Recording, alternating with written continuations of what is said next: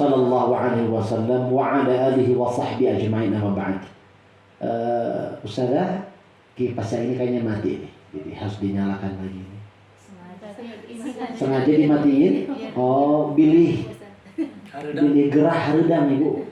Henteu cekap. Henteu tiris henteu. Cuaca tepat. Bilih kirang ieu gitu. Diaktifkeun deui kipas angin. Baik, alhamdulillahirabbil alamin. Pertama kita harus memanjatkan rasa syukur dulu kepada Allah Subhanahu wa taala. Bersyukur atas segala limpahan dan curahan nikmat Allah Subhanahu wa taala kepada kita semuanya.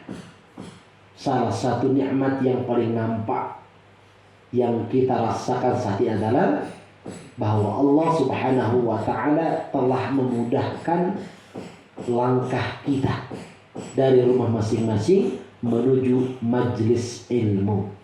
Insyaallah taala yang hadir bersama kita adalah bukan hanya makhluk Allah yang bernama manusia, tetapi Allah pun mengutus para malaikat untuk hadir bersama-sama kita. Hafathumul malaikah.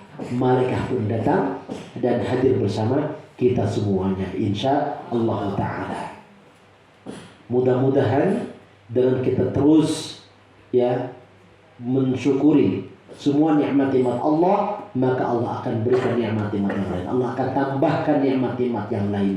Nikmat itu tidak selalu berupa uang, materi, tidak selalu. Ya, ibu diberikan kesehatan, kekuatan fisik, nyaman hatinya, pikirannya, itu nikmat yang luar biasa. Ada yang punya uangnya banyak, miliaran, ya, tetapi masalah di rumahnya banyak. Anaknya nggak mau sholat, istrinya nggak taat, uangnya buat apa? Itu tidak membuat dia bahagia. Nah, ibu ketika ibu mendapatkan anak yang saleh dan salihah, suami yang saleh, bukan salihah ya, suami yang saleh, ya, masya Allah, itu nikmat yang luar biasa. Syukuri.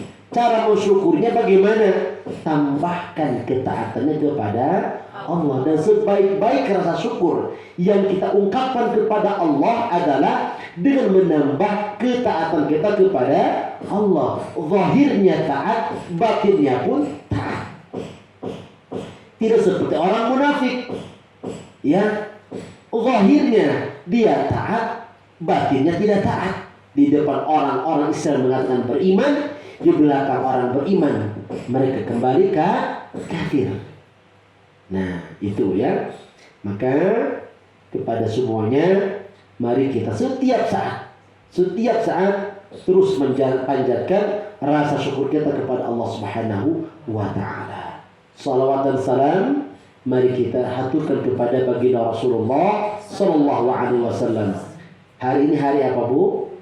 Hari Jumat, Sayyidul Ayyam, Al-Aid lil Muslimin. Umat Islam itu punya hari Aid mingguan.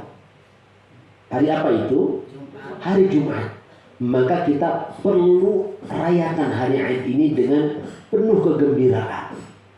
Salah satu cara kita mengisi Aid ini adalah memperbanyak salat kepada Nabi Muhammad SAW. Coba siapa yang hari ini yang sudah membaca salawat kepada Rasulullah lebih dari 100 kali?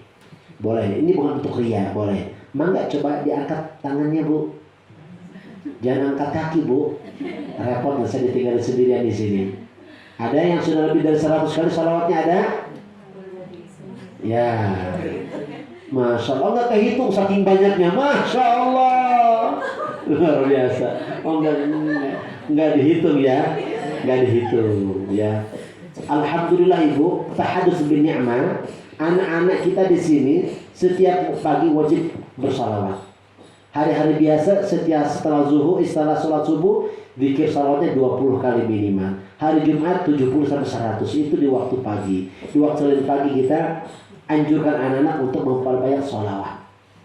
Nah, di hari yang mulia ini sejenak kita sampaikan dulu salam rindu kita kepada baginda Rasulullah sallallahu alaihi wasallam. Allahumma salli wa sallim wa barik ala sayyidina Muhammad wa ala ali sayyidina Muhammad. 3 kali. Allahumma salli wa sallim wa barik ala sayyidina Muhammad wa ala ali sayyidina Muhammad.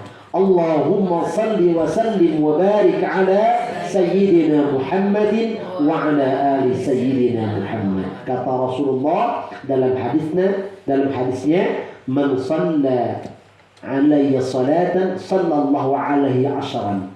Barang siapa yang bersalawat kepadaku 1 kali, maka akan Allah balas dengan 10 salawat kepadanya.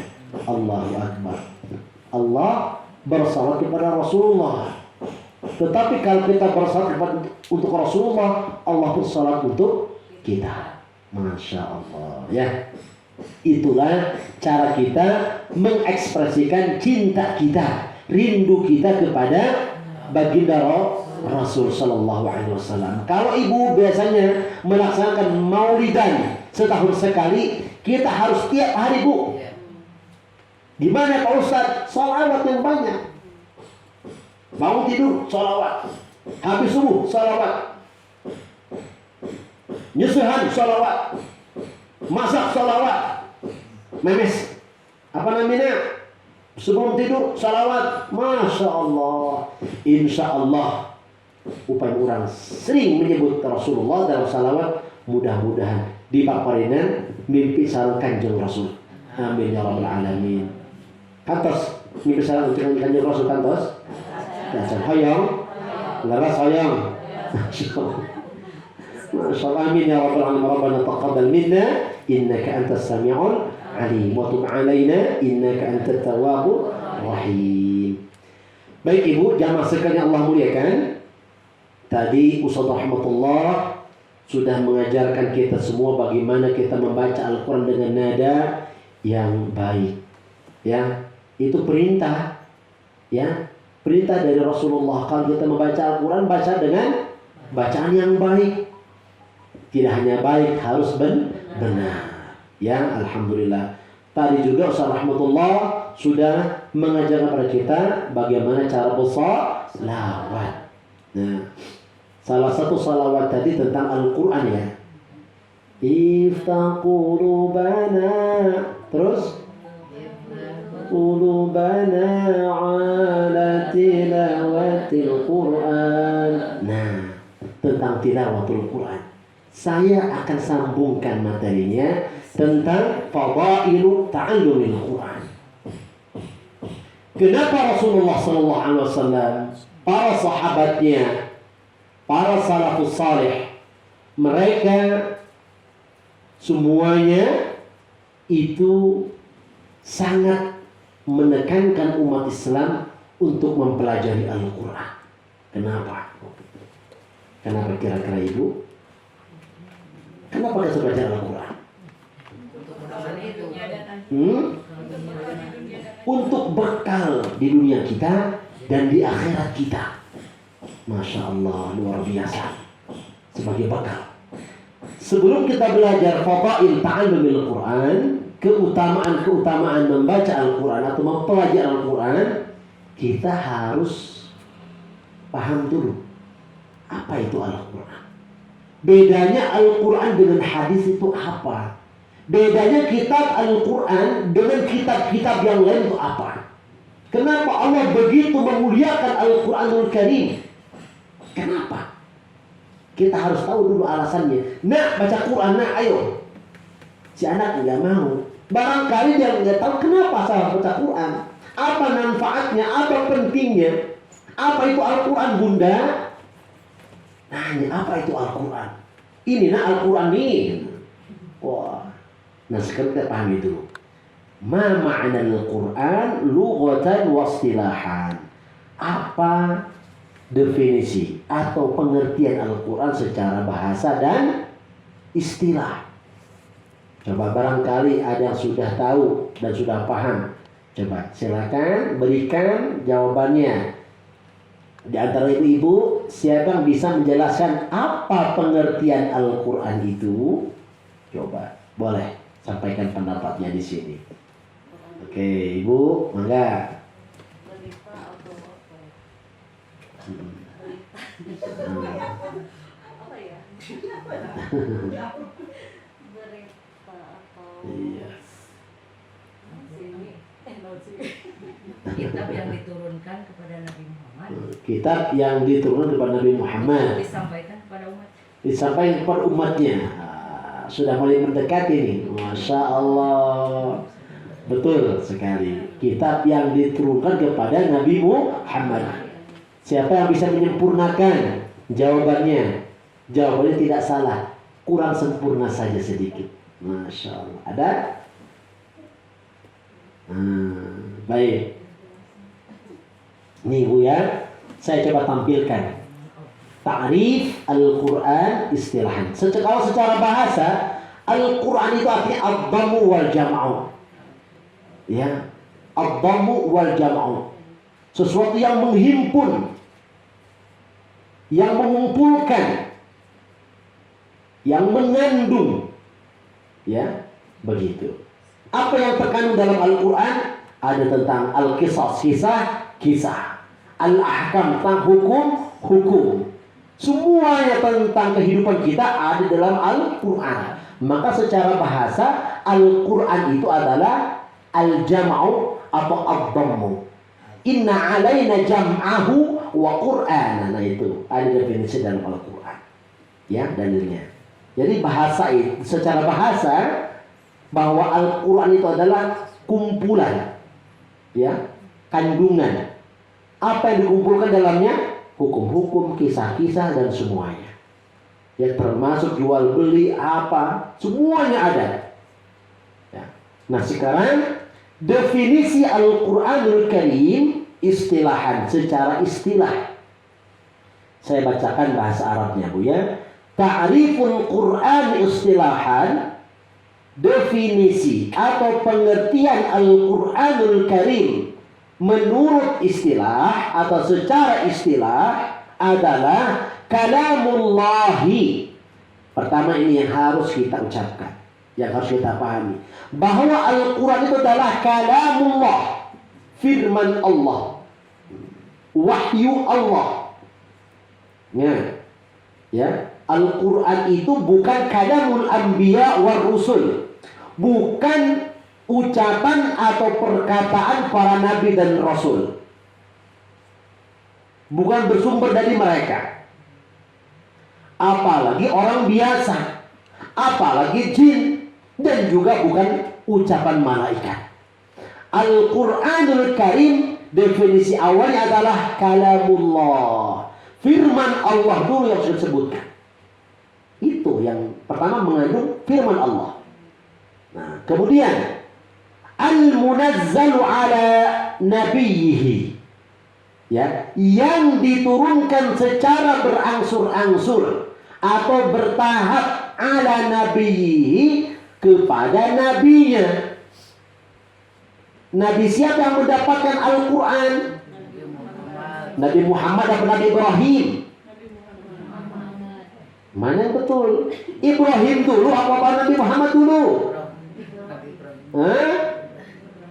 Nabi langsung kepada Nabi Muhammad. Nabi Ibrahim yang mendapatkan Al-Quran. Dulu tuh belum ada Quran, namanya suhuf, lembaran-lembaran biasa. Nah, sekitar jebak, kena prank.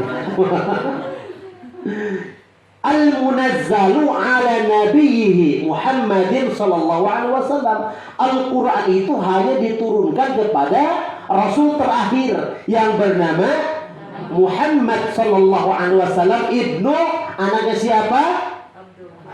Ibnu Abdullah. Kakeknya siapa? Abdul Muttalib. Masya Allah. Keturunan Bani Israel. Bani Bani Hashim ya. Gitu, orang Quraisy ya. Bukan Bani Israil. Nah, ada Bani Israil, ada Bani Israil. Kalau Bani Israil tetangga saya, Bani Israil. Bani siapa? Bani Israil. Kalau di sana di Palestina ada namanya Bani Israil. Umat yang dulu terlahir dari rahimnya istri Nabi Yakub alaihi salam. Beranak cucu pinak banyak sekali sampai sekarang. Tapi umatnya itu rewel bu, cerewet. Wah, susah diatur. Ya. Tapi jangan kalau ketemu anak susah diatur, Bani Israil. Jangan, kasihan bu. Ya. Ya gitu. Karena Bani Israil itu yang mereka orang-orang yang kafirnya sudah Allah cap stempel dalam surah Al-Fatihah. Ghairil maghdubi alaihim waladdallin. Ya. Al-maghdubi alaihim, ya, para mufassir menafsirkan bahwa yang dimaksud dengan ghairil maghdub orang-orang Yahudi. Mereka yang tidak beriman kepada Allah, yang membunuh para nabinya. Waladdallin, dan juga bukan orang-orang Nasrani yang tersesat. Gitu. Nah, kembali kepada ini, definisi awalnya adalah kalamullah, firman Allah al-munazzalu, yang diturunkan secara berangsur-angsur kepada nabinya Muhammad sallallahu alaihi wasallam, al-mu'jiz bilafzi, yang mana lafaznya, setiap lafaz dalam Al-Quran mengandung mu'jizat. Tuh, mu'jizat yang paling kekal di antara nabi-nabi yang lain. Mu'jizat Nabi siapa? Muhammad. Sampai kepada kita mengandung mu'jizat. Masya Allah. Makanya kalau ada orang sakit, bacakan Fatihah, bacakan zikir ini, zikir itu, karena mu'jiz. Kemudian al-muta'abbadu bitilawatihi, bernilai ibadah membacanya. Ini bu yang membedakan. Ibu membaca Al-Quran, di sampingnya ada apa, kita primbon misalnya. Suka baca primbon bu? Awas, hati-hati. Kalau ibu sering baca primbon, nanti masuk alam kubur, maka kita buka apa kata bu? Primbon. Hati-hati nanti bu, ketemu karena kita baca apa kitabnya, kita primbon ya. Al-muta'abbad bitilawatihi, membacanya itu sudah bernilai ibadah. Tadi Ustaz Rahmatullah sudah menjelaskan, satu huruf yang dibaca dari Al-Quran itu sudah mengandung 10 kebaikan. Pertamanya satu dilipat ganda oleh Allah menjadi 10. Kalau baca kitab biasa, kitab hadis, kitab bahasa Arab, itu kalau tidak niatkan untuk ibadah, tidak bernilai ibadah. Tapi membaca Al-Quran, Bismillahirrahmanirrahim, di depan, itu sudah bernilai ibadah langsung. Tuh keutamaannya. Al-muftatahu bi suratil Fatihah, yang mana Al-Quran itu dibuka atau dimulai dengan suratul Fatihah. Wal muntaha bi suratin Nas, kemudian diakhiri dengan surah An-Nas. Al-maktubu, kemudian dicatat, ditulis, dihimpun, dibukukan fil masahifi, di dalam mushaf. Jadi yang kita pegang ini adalah mushaful Quran. Al-Quran sesungguhnya bukan di sini. Ini namanya mushaful Quran. Di mana bu?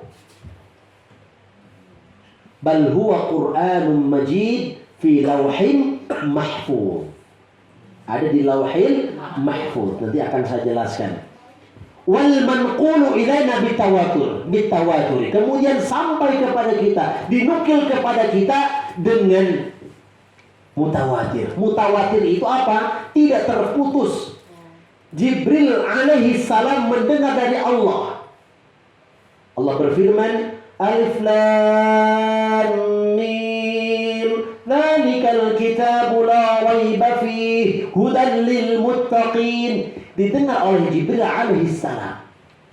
Kemudian apa yang didengar oleh malaikat Jibril alaihi salam disampaikan kepada Rasulullah sallallahu alaihi wasallam. Kemudian tertanam dalam hati Rasulullah. Jibril pun membacakan, Rasulullah pun mendengar, dan Rasulullah pun mengulangi lagi. Dan Rasulullah membacakan kepada para sahabatnya, dari sahabat kepada tabi'in, dari tabi'ut terus sampai kepada kita. Mutawatir. Makanya tidak akan pernah ada bisa manusia yang bisa menghilangkan ataupun merubah ataupun menyamai Al-Quranul Karim. Sudah berapa kali percobaan oleh orang-orang kafir. Ada yang membakar, membuat nama-nama surat baru dalam Al-Quran, ya, pernah beredar ke WA kita. Allah alam kebenarannya. Ya, ada informasi hoax gitu kan, bahwa terdapat Quran baru dengan nama Al-Muslim, ada lagi Al-Mu'min. Wow, berbagai macam cara untuk merubah keaslian Al-Quranul Karim. Tapi Allah lah, karena Al-Quran itu adalah mukjizat firman Allah, maka Allah sendiri yang menjaganya. Inna nahnu nazzalna dzikra wa inna lahu lahafizun. Allah yang menurunkan Al-Quran dan Allah juga yang menjaganya. Maka tidak akan ada manusia yang mampu untuk merubah Al-Quran. Nah, kita ulangi lagi, Bu. Pengertian Al-Quran diawal dengan bahwa Al-Quran itu adalah firman Allah yang diturunkan kepada Nabi Muhammad secara berangsur-angsur, mengandung mukjizat, bernilai ibadah membacanya, dibuka dengan suratul, ditutup dengan surah, ditulis dalam mushaf dan sampai kepada kita, dibuka kepada kita. Itu definisi Al-Quranul Karim. Wadih, jelas? Jelas pisan? Alhamdulillah. Coba ulangi, Bu. Aduh, belum apa suruh ulangin, Bu, ya. Nah, bagaimana Al-Quran sampai kepada kita, Ibu?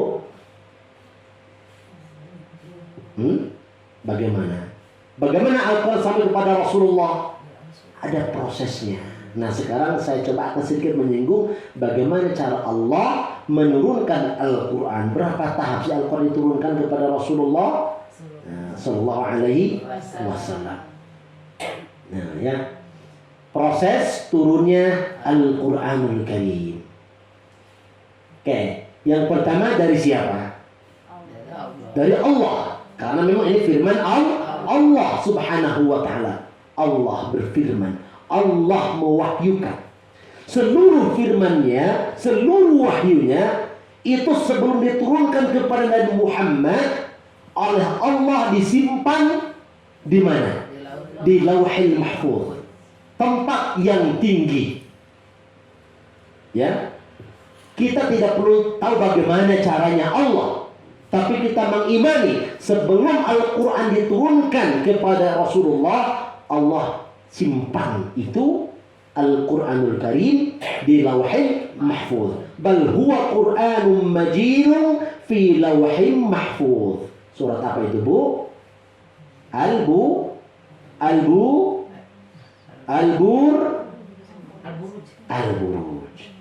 Nah, pertama itu Allah Subhanahu wa Ta'ala menurunkan dan menyimpan Al-Quran di Lauhil Mahfuz. Itu yang pertama. Nah, dalilnya mana? Dalam surah Al-Buruj ayat 21 sampai ayat 22. Tadi yang sudah saya bacakan. Kemudian dari Lauhil Mahfuz, tempat yang tinggi yang hanya Allah yang tahu, ya, baru Allah turunkan ke Baitul Izzah fis sama'id dunia. Allah turunkan dari Lauhil Mahfuz ke langit dunia, dinamakan Baitul Izzah. Nah, tidak ada yang tahu ya seperti apa Baitul Izzah. Para mufassir dia juga tidak bisa mensifati seperti Baitul Izzah, hanya Allah yang tahu. Nah, dari Lauhil Mahfuz ke Baitul Izzah itu satu kali turun, sekaligus satu kitab. Nah, kapan diturunkannya? Dijelaskan dalam Al-Quran surah Al-Qadr. A'udzu billahi minasyaitonir rajim. Bismillahirrahmanirrahim. Inna anzalnahu fi lailatul qadr. Inna, sesungguhnya kami. Nah, usai Allah kami, Allah kan asa. Ini li ta'zim. Para mufassir mereka menjelaskan ini ta'zim. Allah sedang mengagungkan dirinya. Bahwa Allah itu maha besar dan maha kuasa. Ya, sesungguhnya kami telah menurunkan anzalnahu huna kepada Al-Quran fi lailatul qadar, pada malam lailatul, pada malam qadar, pada lailatul qadar. Lailatul qadar itu ada di bulan apa, Ibu? Ramadan apa Syawal? Terus yakin? Alhamdulillah yakin. Ibrahim apa Muhammad? Ibrahim. Sekarang Lailatul Qadar ada di bulan Syawal atau di bulan Syawal? Oh, Ramadan. Pilihannya astagfirullahaladzim. Luar biasa. Saking semangatnya. Ya. Jadi dari Lauhil Mahfuz Allah turunkan ke Baitul Izzah fis sama'i dunya, langit dunia. Langit itu luas, Ibu. Maka kita nggak tahu di mana posisinya. Hanya Allah yang tahu. Dan di antara Lauhil Mahfuz ke Baitul Izzah pun ini para mufassir belum menyebutkan apakah bersama Jibril alaihissalam atau tidak. Karena Jibril itu disebutkan ya adalah beliau menyampaikan wahyu dari Baitul Izzah ke baginda Rasul sallallahu alaihi wasallam. Nah, bulan Ramadan atau syahrul Ramadan itu menjadi afdalus syuhur atau akramu asyuhur, bulan yang paling mulia. Ya. Kemudian dari hari-hari Ramadan ada hari yang paling mulia dinamakan Lailatul Qadar. Bulan Ramadan menjadi bulan yang paling mulia karena diturunkan di dalamnya Al-Quran. Lailatul Qadar menjadi malam yang paling baik di antara malam-malam yang lainnya karena di malam itu pun Allah menurunkan Al-Quran. Makanya barang siapa yang Allah takdirkan ya mendapatkan Lailatul Qadar, maka dia akan mendapatkan kebaikan apa? 1000 bulan. Coba dibaca sama-sama Al-Qadar. A'udzu billahi minasy syaithanir rajim. Bismillahirrahmanirrahim. Inna anzalnahu fi lailatul qadr. Wa ma adraka ma lailatul qadr. Lailatul qadri khairun min alfi syahr. Tanazzalul malaikatu war-ruhu fiha bi'izni rabbihim min kulli amr. Salamun hiya hatta matla'il fajr. Masya Allah. Ini yang kedua. Dari Allah ke Lauhil Mahfuz, dari Lauhil Mahfuz ke Baitul Izzah. Nah, dari Baitul Izzah, langit dunia, dari situ Allah menugaskan malaikatnya yang bernama malaikat Jibril alaihi salam. Nah, apa perintah dari Allah? Menyampaikan wahyu. Nah, wahyunya berupa apa? Al-Quranul Karim. Baru dari Baitul Izzah turun kepada baginda Rasulullah sallallahu alaihi wasallam. Berapa lama Al-Quran itu diturunkan kepada baginda Rasulullah? 23 tahun. Umur Rasulullah berapa tahun, Bu? 60 genap puluh tilu atau luar asma. Nah, dari 63 tahun ini, 23 tahun Rasulullah SAW itu menerima wahyu. Apakah sekaligus Rasul menerimanya? Tidak, tetapi secara bertahap. Wahyu pertama yang diterima oleh Rasulullah dari malaikat Jibril dari Allah itu surat apa? Surah Al-Alaq. Berapa ayat? 5 ayat. Bismillahirrahmanirrahim. Iqra bismi rabbikal ladzi khalaq. Khalaqal insana min 'alaq. Iqra wa rabbukal akram alladzi 'allama bil qalam. 'Allamal insana ma lam ya'lam. Ini wahyu pertama yang dibawa oleh malaikat Jibril dari Allah untuk disampaikan kepada baginda Rasul. Di gua mana, Bu? Di gua mana, Bu? Di gua Belanda apa gua Hiro? Masya Allah. Di Cibodas. Terang Cibodas, mari bayar, Bu. Upami telepat mah aya hiji gua namina gua Belanda. Abdi oge terang. Kunaon sababna eta gua dinamina gua Belanda. Terang, Bu. Itu. Kantos kan itu kantos? Aduh, orang porompong ketika gua Belandanya. Sami ada kita aja. Hotel Abi di Cibodas hampir 10 tahun, Bu, di Lembang. Kago Belanda lungsur paling oke 5 menit. Nah, Rasulullah SAW menerima wahyu yang berupa Al-Quranul Karim dari Allah melalui malaikat Jibril. Ya, itu selama 23 tahun. 23 tahun. Kalau dibagi nih, berapa lama di Makkah, berapa lama di Madinah? 13 tahun di Makkah, 10 tahun di Madinah. Ya, 13 tahun itu ketika Rasul tinggal di Makkah dan 10 tahunnya di Madinah. Makanya ada ulama ya yang membagi bahwa Al-Quran itu ada yang surah-surah Makkiyah, ada Madaniyah. Tapi definisinya bukan berarti surah yang diturunkan di Makkah itu Makkiyah, dan bukan berarti surah yang diturunkan di Madinah itu Madaniyah. Pendapat yang paling kuat bahwa surah Madaniyah adalah surah atau wahyu atau ayat yang diturunkan setelah Rasulullah hijrah dari Makkah ke Madinah, walaupun turunnya bukan di Madinah. Ya, begitu. Adapun ayat-ayat yang diturunkan sebelum Rasulullah hijrah itu namanya Makkiyah.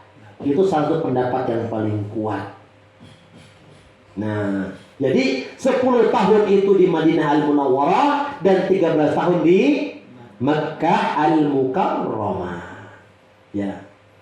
Nah, Al-Quran itu diturunkan kepada Rasul itu secara bertahap. Kenapa nggak sekaligus, Ustaz? Biar malaikat Jibril nggak bolak-balik, kasihan, capek. Enggak, malaikat itu pernah ngeluh. Malaikat itu adalah salah satu makhluk Allah yang paling taat, imannya stabil. Mereka menjalankan apa yang diperintahkan dan mereka tidak pernah bermaksiat kepada Allah. Ya, malaikat itu kalau suruh sujud aja. Ya Allah, pegel ya Allah. Nggak pernah protes sama Allah, pegel enggak. Malaikat itu nggak pernah lelah, nggak pernah ngantuk, nggak pernah tidur, nggak pernah lapar, apalagi nyari toilet, nggak pernah. Karena malaikat itu adalah makhluk Allah yang tercipta atau yang diciptakan dari nur, cahaya Allah Subhanahu wa ta'ala. Masya Allah. Nah, hikmahnya apa? Al-Quran diturunkan secara bertahap atau berangsur-angsur. Nah, ini dia. Wa Qur'anan faraqnahu litaqrahu 'alan nasi 'ala mukhtin wa nazzalnahu tanzila. Ini dalilnya bahwa Al-Quran itu diturunkan kata Allah kepada engkau wahai Muhammad agar engkau membacakannya kepada manusia perlahan-lahan. Beda, Bu. Kita tuh bukan malaikat. Ya, Ibu punya air seember, kuat sekaligus, Bu, diminum? Tidak. Apa yang terjadi kalau ibu minum sekali seember itu?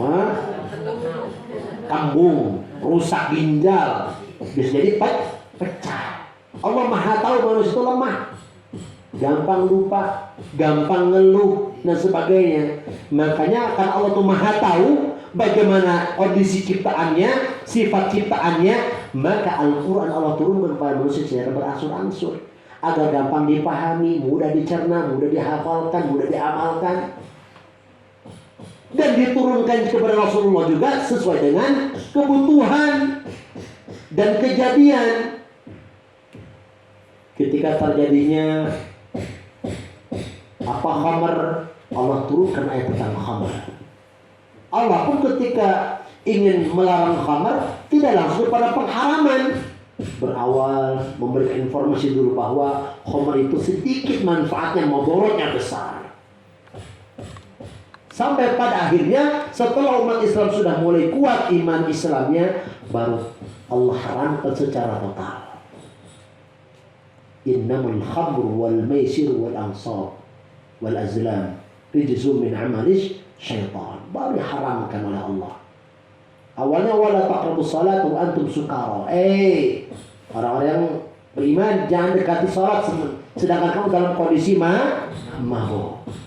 Nah, itu ya hikmahnya agar ya Rasulullah SAW membacakan kepada umatnya, kepada para sahabatnya Al-Quran secara perlahan-lahan untuk mudah dicerna, mudah dipahami dan juga mudah dihafalkan. Seperti itu. Ini proses turunnya Al-Quran. Jelas, Bu? Jadi ada berapa tahapan, Bu? 3. Pertama dari Allah ke Lauhil Mahfuz, dari Lauhil Mahfuz ke Baitul Izzah, Baitul Izzah kepada Nabi Muhammad. Berapa tahun? 23 tahun. Siapa yang membawa wahyu dari Allah menuju Rasulullah? Malaikat Jibril. Pernah diganti sama Israfil? Jibril tenang, gantian. Kita capek, anak dulu ya.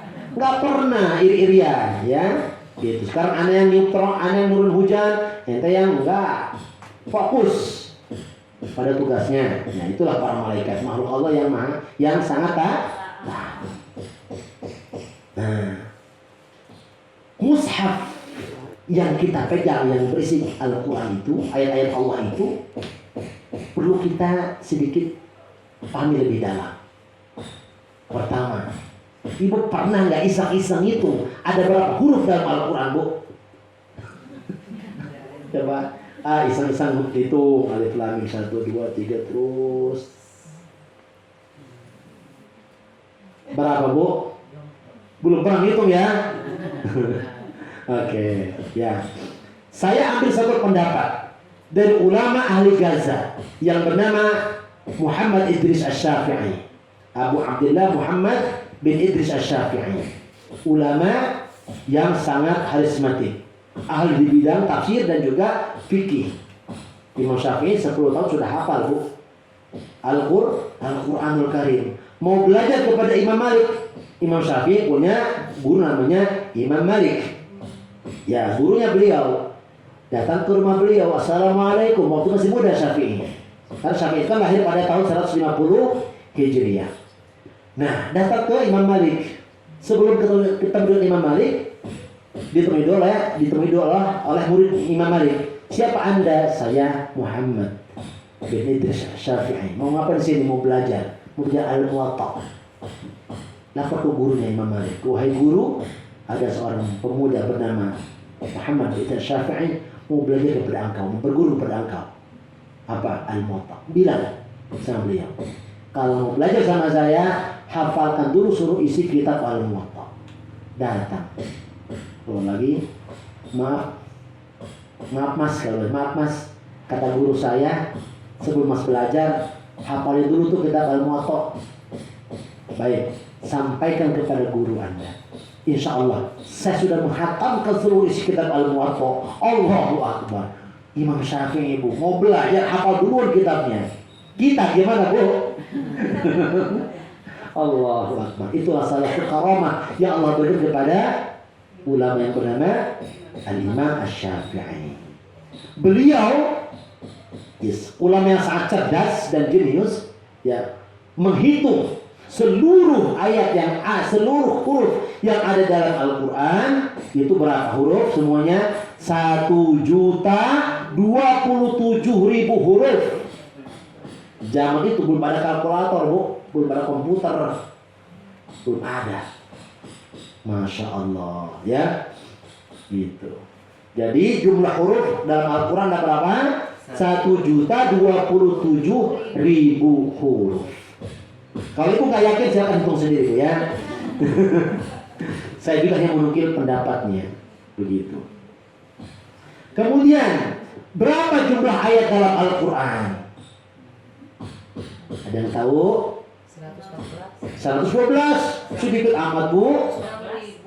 Berapa jumlah ayatnya? 6.600. Nah, banyak pendapat.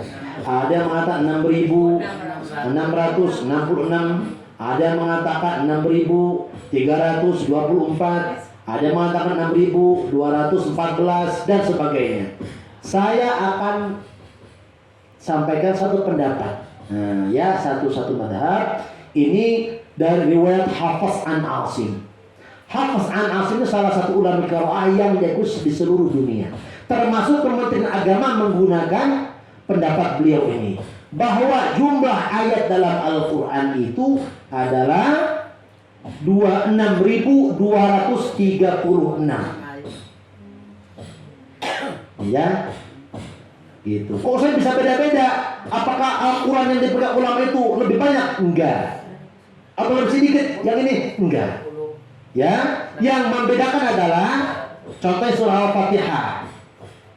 Surah Al-Fatihah itu ada yang memasukkan basmalah sebagai ayat pertama, ada yang bukan bagian daripada surah Al-Fatihah. Dari situ sudah satu beda, kan? Nah, ada juga alif lam mim, dzalikal kitabu la raiba fihi hudan lil muttaqin. Ada yang mengatakan alif lam mim dzalikal kitabu satu ayat. Ada yang mengatakan alif lam mim satu ayat, dzalikal kitabu dan seterusnya satu ayat. Jadi bukan perbedaan, bukan berarti beda Quran, bukan. Tetapi ijtihad ulama di dalam menentukan awal ayat dan akhir ayatnya.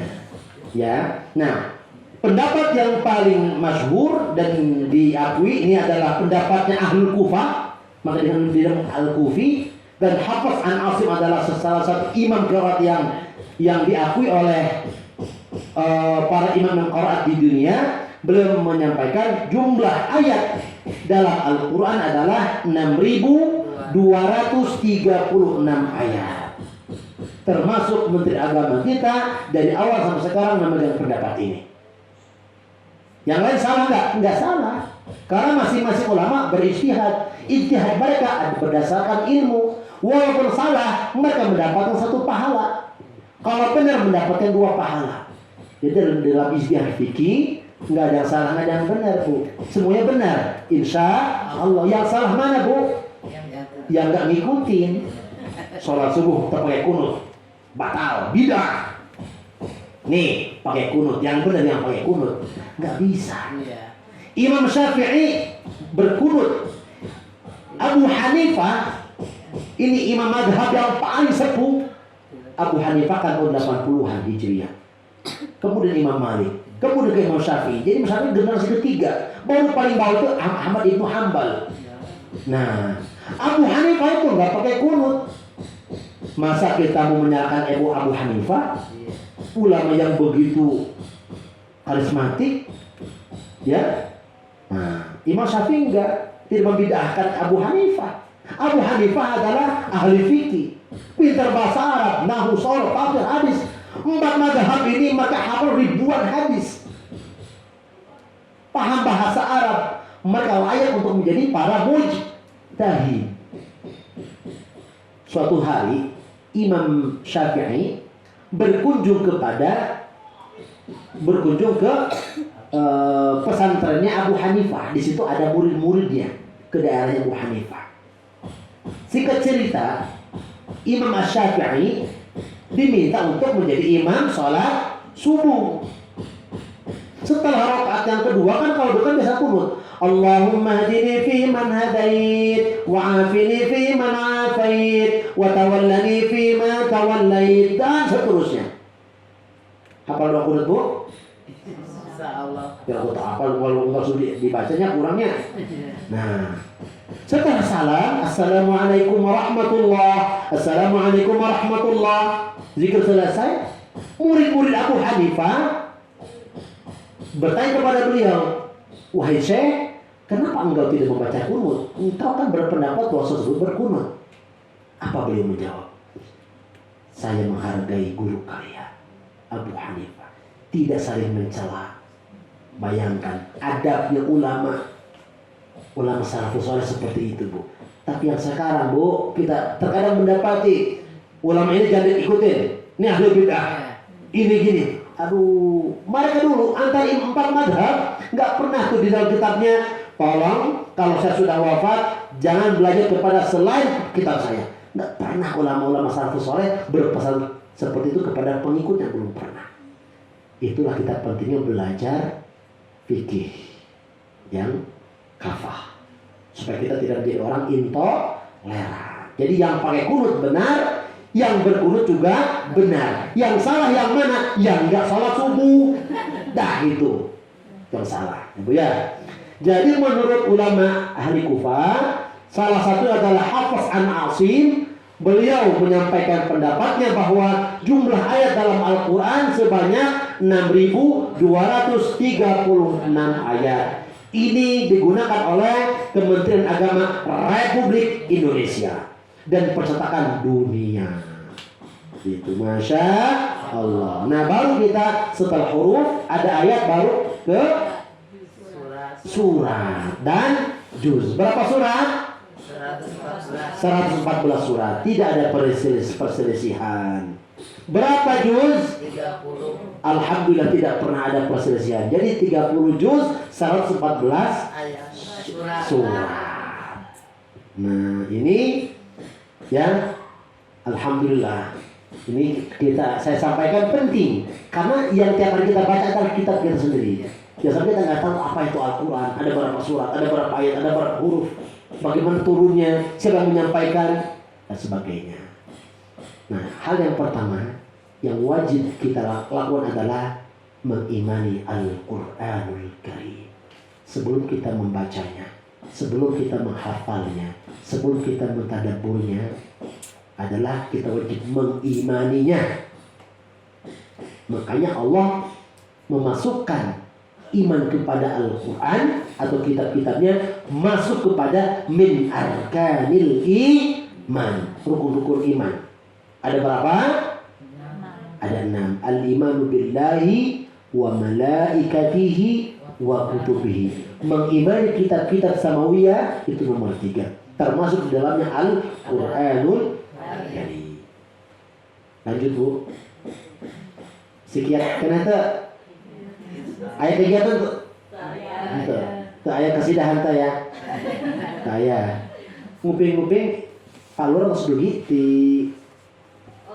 tak acan. Oh yang silaturahim ke nah silaturahim ke iya ke palur insyaallah. Nah, mudah-mudahan 5-10 menit lagi ya. Sekarang, Bu, kita setelah mengimani Al-Quran, kita coba satu-satu kita buka hadisnya, biar kita lebih semangat lagi nih. Kenapa kita mempelajari Al-Quran? Hadis yang pertama saya sampaikan hadis dari ini Utsman bin Affan, beliau yang menyampaikan kepada sahabatnya. Kemudian dinukil oleh Al-Imam Al-Bukhari. Rasulullah SAW bersabda, khairukum man ta'allama al-Qur'ana wa 'allamahu. Orang yang paling baik di antara kalian, orang atau manusia umat Rasulullah yang paling baik di antara kalian ini, kata Rasulullah kepada sahabatnya, siapa? Man ta'allama. Yaitu adalah orang yang mempelajari Al-Quran. Yang termasuk mempelajari apa aja, Bu? Membaca, memahami, hafal, mentadabburi, apalagi sampai mengajarkannya. Wa 'allamahu, dan mengajarkannya. Jadi kalau ibu belajar Al-Quran, membaca Al-Quran setiap hari, itu sudah termasuk kepada hadis ini. Orang-orang yang diakui sebagai umat Rasulullah yang terbaik. Kenapa? Karena dia mau mempelajari Al-Quran sampai akhir hayat. Jangan pernah lepas Al-Quran dari dada kita, insya Allah ya. Nah, Al-Quran ini yang kita lihat, nah, itu yang dulu oleh Rasulullah dipesankan ya, taraktu fikum amrain, aku tinggalkan untuk kalian amrain, dua perkara, dan tadillu ma in tamassaktum bihima, kalian tidak akan pernah tersesat ya selama kalian berpegang teguh kepada kedua perkara tadi. Apa itu? Kitab Allah wa sunnah rasulih, yaitu kitab Allah, Al-Quran. Maksudnya bagaimana? Apakah dipegang-pegang begini? Bukan. Baca, pahami, amalkan. Baca, pahami, amalkan. Umat terdahulu zaman Rasul, sahabat, tabi'in, sampai tabi'ut tabi'in, mereka ahlul amal. Mereka adalah umat-umat yang pandai mengamalkan Al-Quran dan sedikit yang menghafalkan. Tetapi di akhir zaman akan lahir orang-orang banyak menghafal tapi sedikit yang mengamalkan. Kita berusaha Bu ya, membaca iya, menghafal kita usahakan, mengamalkan terus kita coba ya, pahami dan kita amalkan seperti itu. Ini yang pertama. Kemudian yang kedua, keutamaan Al-Quran adalah orang yang mahir membaca Al-Quran nanti di akhirat akan dibersamai oleh para malaikat yang mulia. Allahu Akbar. Ingin ketemu malaikat Bu? Pengen ketemu malaikat? Nah, hoyo, maka kita harus pintar baca Quran. Ya, Ustaz, bagaimana kalau saya baca terbata-bata, gagap? Jangan khawatir. Allah itu tidak melihat hasil. Allah itu melihat sejauh mana perjuangan kita dengan Al-Quran. Sekeras apa kita belajarnya. Lihat hadisnya. Al-mahir bil Qur'ani ma'as safaratil kiramil barara. Orang yang mahir dalam membaca Al-Quran, nadanya bagus, tajwidnya bagus, nanti akan Allah kumpulkan bersama para malaikat yang mulia. Allahu Akbar. Walladzi yaqra'ul Qur'ana wa yataba'da fihi, dan apabila ada orang yang membaca Al-Quran terbata-bata, gagap, nggak begitu lancar, wa huwa 'ala syaq, ada kesulitan, nggak begitu lancar, kesulitan, apakah karena lidahnya, apakah karena belum lancar, tapi dia mau belajar, falahu ajran, maka dia akan mendapatkan 2 pahala. Allahu Akbar. Pahala membaca dan pahala kerja kerasnya tadi. Ya, contohnya bagaimana ya, tak gagap ataupun terbata-bata. Misalkan Iqra bismi rabbikal ladzi khalaq. Tuh dia karena lancar ulang. Beda orang membaca Iqra bismi rabbikal ladzi khalaq. Ini sudah mahir. Tapi kalau ada belum mahir, ulang-ulang, baru 5 kali baru dia bisa, 4 kali baru dia lancar. Nah, orang yang udah membaca Al-Quran seperti ini nggak perlu sedih, nggak perlu khawatir. Dalam hadis ini Rasulullah sudah menjamin falahu ajran, dia akan mendapatkan 2 pahala, pahala membacanya dan pahala kerja kerasnya. Allahu Akbar walillahil hamd. Makanya membaca Al-Quran itu adalah cara mencari amal yang paling cerdas, yang paling cepat, banyak pahalanya. 1 huruf itu pun 10 kebaikan. Tadi berapa huruf yang ibu baca, yang ibu ketahui tadi? 1.027.000 huruf. Kalian sekali 10. Allahu Akbar. Kalau ibu bulan Ramadan hatam 30 juz. Di bulan Ramadan bukan 10 kebaikan, Bu. Dilipat gandakan lebih dari 10 kebaikan. Bulan Ramadan semua amal dilipat gandakan pahalanya. Nah, jadi kita dari hadis ini harus termotivasi terus. Al-Quran jangan disimpan di kotak. Jadi hiasan lemari jangan. Ambil baca. Targetkan sehari berapa halaman saya baca. Saya ingin mati bersama Al-Quran. Masya Allah ya. Yang ketiga, Al-Quran akan menjadi syafaat di hari kiamat bagi siapa? Pembacanya. Tuh. Apa hadisnya? Ini hadisnya sahih, rawahu Ahmad. Iqra'ul Qur'ana fa innahu ya'ti syafi'an yaumil qiyamati li sahibihi. Bacalah Al-Quran oleh kalian, karena sesungguhnya Al-Quran itu akan datang pada hari kiamat memberi syafaat kepada pemiliknya, pembacanya, penghafalnya, pengajarnya.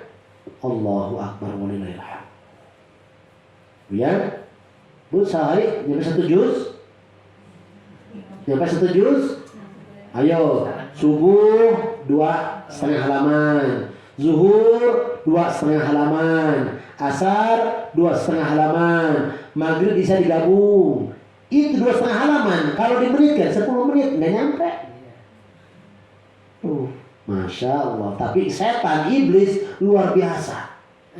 Ya, assalamualaikum. Wah, langsung ke dapur, langsung ke pasar, langsung ke mana? Arwan, kumangke. Wah, jangan. Al-Quran itu bagaimana sikap kita? Apakah kita mengutamakan atau tidak? Apakah kita memprioritaskan atau tidak? Kalau kita tidak memprioritaskan Al-Quran, maka kita akan membaca Al-Quran kalau ada waktu. Padahal carilah waktu khusus untuk Al-Quran. Kalau di siang hari nggak bisa, bangun tengah malam baca Al-Quran. Malam nggak bisa karena ngantuk, baca di siang. Siang nggak bisa karena kerja di pasar, di kebun, di mana, baca pagi. Pagi nggak bisa, kapan lagi? Masa nunggu dibaca Al-Quran di depan kerja sudah kaku begini? Yasin wal Qur'anil Hakim. Sedih. Sekali dibaca Quran dibacain sama orang. Jangan sampai ya. Yang terakhir, satu huruf yang dibaca dari Al-Quranul Karim bernilai 10 kebaikan dari Allah Subhanahu wa Ta'ala. Hadisnya mana? Ini. Hadisnya hasan sahih dari Imam Tirmidzi.